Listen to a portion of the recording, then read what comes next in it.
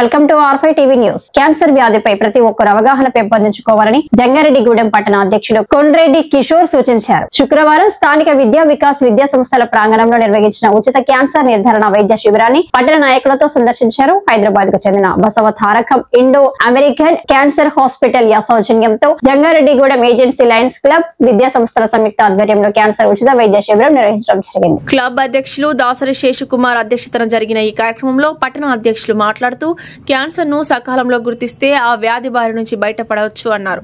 తగిన సమయంలో వ్యాధి నిర్ధారణ చేయకపోవడం వల్ల ఇది ప్రాణాంతకంగా మారుతుందన్నారు. వెనుకబడిన ఏజెన్సీ మెట్ట ప్రాంతంలో క్యాన్సర్ పై అవగాహన పెంపొందించేందుకు ఎటువంటి కార్యక్రమాన్ని చేపట్టినా గంగారెడ్డిగూడెం లయన్స్ క్లబ్ మరియు విద్యా వికాస్ విద్యా సంస్థల యాజమాన్యాన్ని ఆయన అభినందించారు. ఈ వైద్య శిబిరంలో సుమారు 200 మందికి పైగా రోగులను పరీక్షించారని అన్నారు.